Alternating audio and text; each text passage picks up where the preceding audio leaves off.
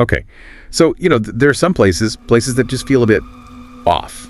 Even familiar ones, like your own house sometimes. Thresholds, almost. Yeah, exactly. Thresholds. Where the normal stuff feels thin and something else feels, closer. Basements definitely fit that, don't they? Below ground, dark, maybe a bit musty. Echoes. Right. So today, we're going to tell you some stories. These are accounts from different people, things they say happened to them, specifically in basements. Really unsettling stuff. And these are personal experiences shared firsthand. That's the key. We're not trying to prove or disprove anything here. We just want to share these accounts, explore that feeling they describe, that dread, that uncertainty. It's about understanding the experience itself, the subjective reality of fear in those moments. Basements tap into some primal fears, I think. Darkness, being trapped. Definitely. That feeling of being underground, cut off. So let's get into the first story. This was from someone who was living alone for the first time in their grandparents' old house. Big step, living alone in an old house. Yeah, and to make it less quiet, they got a dog. A German Shepherd, Rocky. Apparently a really calm dog, Hardly ever barked unless he was playing or something genuinely startled him. Good company. Stable presence. Until one night, the person wakes up and Rocky is just going nuts, barking like crazy. Okay. But not just barking, he's at the basement door in the hallway, clawing at it fiercely. Bro, that's immediate alarm bells. Yeah. When a calm dog does that. Totally. Imagine that sound in the quiet house. Your calm dog, acting terrified, focused on that door. Instant fear. This person, they're alone, right? Right. Usually they'd call their dad for stuff like this. Right, the usual backup isn't there. Exactly. So the thought of going down there, terrifying. But Rocky wouldn't leave the door, so they had to check. They opened the basement door just a tiny bit. Hesitantly, I bet. Oh, yeah. And Rocky just shoves it open with his nose and bolts down the stairs. Okay, so he's not scared to go down. He's scared of what is down there. Seems like it. So the person follows, turning on the lights as they go down. But the second they hit the bottom step, Rocky goes completely silent. Oh, that's almost worse than the barking. Isn't it? That's sudden quiet. Just wrong. They find him standing totally still, tail tucked, just staring at a closet door on the other side of the basement. Fixated. Completely. As the person gets closer, Rocky kind of looks back, gives a tiny nervous tail wag, but all that earlier aggression, gone. Now it looked like apprehension. The dog's reaction shifted from alarm to maybe fear or uncertainty up close. It mirrors the person's own feelings building up. Yeah. So they're standing there looking at this normal closet door, but feeling like something is deeply wrong. What do? Open it. What if something or someone is in there? What if the dog panics? That's a horrible dilemma. Frozen. Totally frozen. In the end, they decided not to open it. They grabbed Rocky's collar, pulled him back upstairs, said he kept looking back at that closet the whole way. Probably the smart move. Right. Trust the gut feeling. So they get upstairs, shut the basement door firmly, go back to the bedroom, shut that door too. Then, needing some reassurance, they go to the kitchen to call their dad. Just to connect, right. Ground themselves. Yeah. And while they're on the phone, explaining how weird the dog was acting, how scared they felt, Yeah. they happen to glance down the hall. Yeah. The basement door. It's wide open. The one they know they just shut tight. Oh, come on. That's chills. That immediately changes it from weird dog behavior to something is actively happening. Exactly. The safety barrier they just put up, gone. They put the phone down, listened, and then they heard it. Footsteps. No. Clear footsteps. Coming from the basement, moving towards the stairs, coming up. Okay, pure terror now. They yelled to their dad on the phone, ran back to the bedroom, slammed the door, locked it. Dad told them, call the cops now. Right thing to do. Absolutely. So please get there. By then, whoever it was, they were gone. But they found out later a bunch of cash they had left out near the bar downstairs was missing. Ah, okay. And a basement window was wide open. So the official story becomes a break-in, a burglary. Yep. Case closed, right? Yeah. Burglar came in the window, took the cash. Dog reacted. Burglar hid in the closet, maybe? Then slipped out while they were upstairs. Makes logical sense. It does make logical sense, but But the feeling, the dog's initial terror, the closet, hearing those footsteps after shutting the door. Even with the explanation, that basement probably felt haunted afterwards, absolutely. The rational explanation doesn't erase the subjective terror. That's often the case with these things. The lived experience feels different, more significant than just the simple crime. Yeah, exactly. Yeah. That gap between fact and feeling. Okay, let's move to another story. This one happened to someone when they were 18. Right. They actually admit they'd always kind of been scared of basements, since they were a kid. One of those fears you mostly grow out of, but it lingers a bit. That pre-existing anxiety can definitely prime you, makes you more aware, maybe more likely to interpret things fearfully. Makes sense.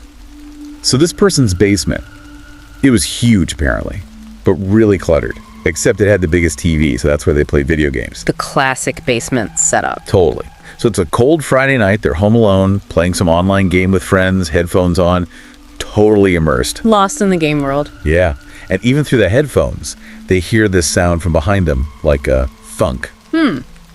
Just enough to break the immersion. Headphones make you feel isolated, so any outside noise is jarring. Right. So they whip the headphones off, look around. Basement's a mess, can't see anything obvious. Right. A bit unnerving, but they try to brush it off, put the headphones back on, try to play. But the focus is gone, I bet. Yeah. Paranoia starts creeping in. After a few minutes, they're like, okay, this isn't working. Put the headphones off, decided to play with the sound coming from the TV just to be more aware. Trying to regain some sense of control over the environment. And pretty soon after that, another noise. But this time it's different. It's a loud clank, metallic, echoing. Metallic. Okay, that's specific. Doesn't sound like the house settling. Sounds like interaction. Exactly. Felt deliberate. They turned the game off completely. Silence. Yeah.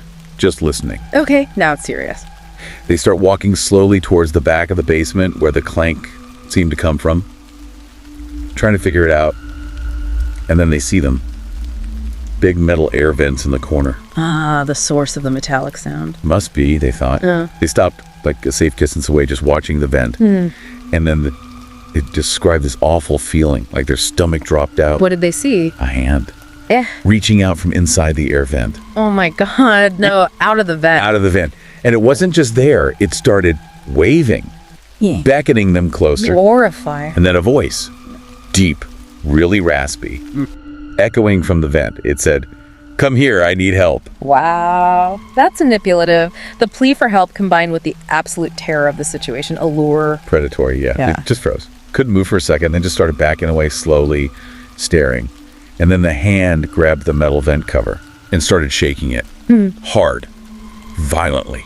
Trying to rip it open. In a immediate danger, not just creepy, actively threatening. That snapped them out of it. They screamed, yelled they were calling the cops, dialed 911. While they're on the phone trying to explain this impossible thing, the shaking just keeps going. Must have been terrifying trying to talk while that's happening. Unimaginable. The 911 operator told them, "Get upstairs, lock yourself in a room, hide, find a weapon if you can." They said they'd never felt fear like that in their life. Existential terror. The threat is trying to break through physically. But it gets worse.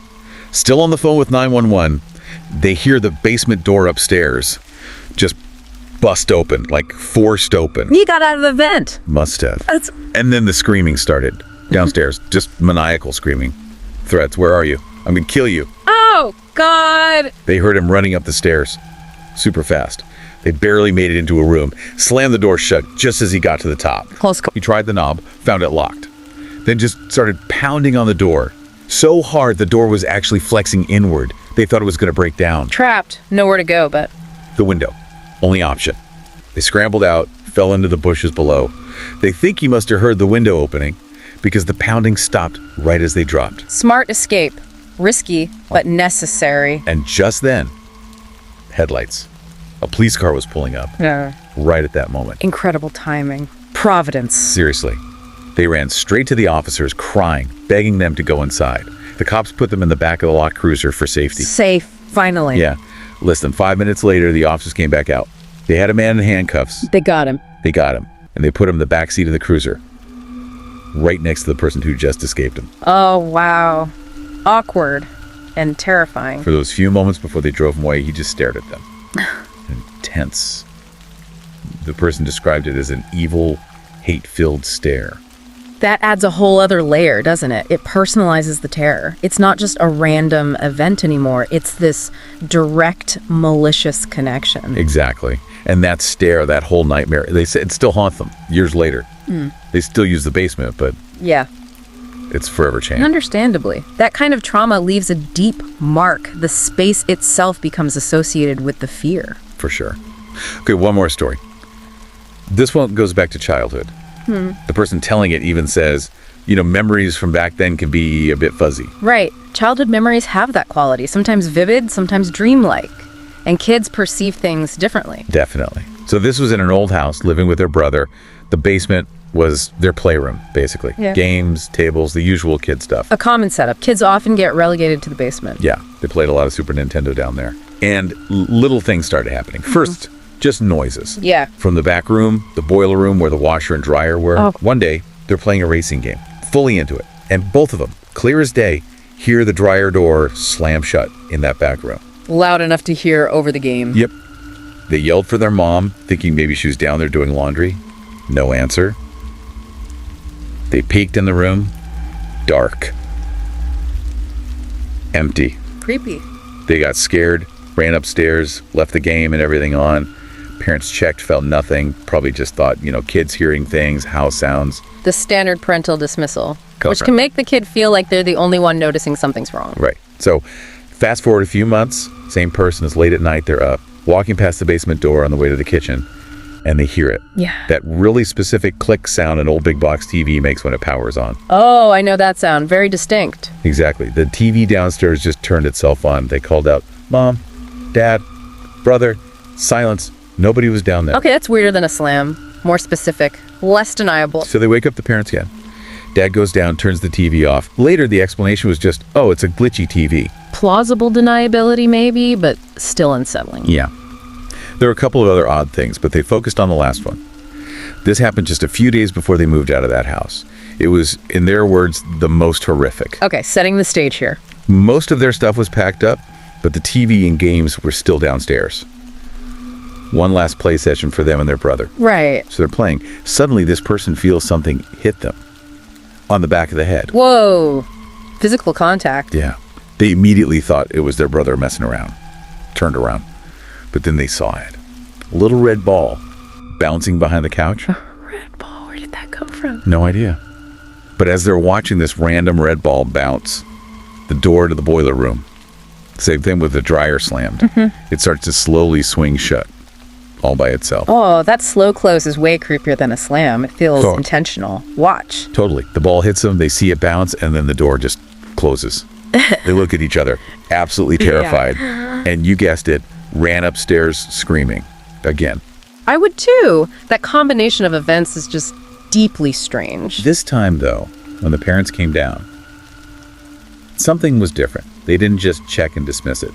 When they came back up, the person described them as strangely silenced. Oh, that's a shift. Yeah. They just told the kids, go to your rooms, wait there. And soon after that, a police car pulled up outside. They called the police. Okay, so the parents saw or experienced something too? Seems like it. The kids were kept to their rooms, didn't find out what happened until after they'd moved out. And what was the explanation? The dad told them later. He'd tried to open that boiler room door after the kids ran up, but something was holding it shut. Or maybe pulling it shut from the other side. Whoa, okay, that validates the kids' fear entirely. Physical resistance. Yeah. And the person telling the story remembers hearing the fear in their dad's voice, even when he told them later. That parental fear makes it real in a way nothing else could for a child. Exactly. So even now, this person says, look, I don't really believe in ghosts. But that basement, what happened with the ball, the door, whatever held it shut, they still have no idea what was going on down there. It leaves this permanent question mark, doesn't it? Even if you try to rationalize it later, that core experience of the unexplained, especially validated by an adult's reaction, it sticks with you. The mystery itself is the lasting impact. Yeah, it really does. So these three stories, they're different, right? One feels like maybe a break-in that got amplified by fear in the dog's reaction. Right, mixed with perceptual bias, maybe? The second one is just outright terrifying. Yeah. A direct physical threat from somewhere impossible. Pure violation of safety and logic. And the third, these childhood experiences, autonomous objects, that weird resistance on the door. More mysterious, maybe? More ambiguous, yeah. Less clear threat, more high strangeness. But they all circle around that same feeling, don't they? That specific unease a basement can create. That sense of being isolated, vulnerable. How quickly our mind can fill in the blanks with something scary when we hear a strange noise down there. Absolutely. They show how powerful suggestion is, how violating a space we perceive as safe impacts us, and how raw fear shapes our reality, sometimes more than any logical explanation ever could. The basement becomes this theater for our anxieties about the unknown. Yeah, well put. Yeah. Which kind of leads to a final thought, something for you listening to maybe chew on. When you encounter something truly inexplicable, something that just doesn't fit, how do you even begin to sort that out? How do you decide what's real, what's just fear playing tricks? And what does that uncertainty leave you with afterwards? Does it change how you see things? It's a fascinating question about perception and reality. It is. So we've shared these 3 accounts today, these unsettling stories from the basement. We hope they gave you something to think about. Thank you for joining us and exploring these experiences. Yeah, thanks for listening. And hey, if you found these stories compelling, or maybe you just enjoy exploring the unsettling, please do consider liking this video. Maybe share it with someone else who appreciates this stuff. And subscribing always helps. Oh, definitely. Subscribe to the channel Horror Docs for more accounts like these. We appreciate your support. Until next time.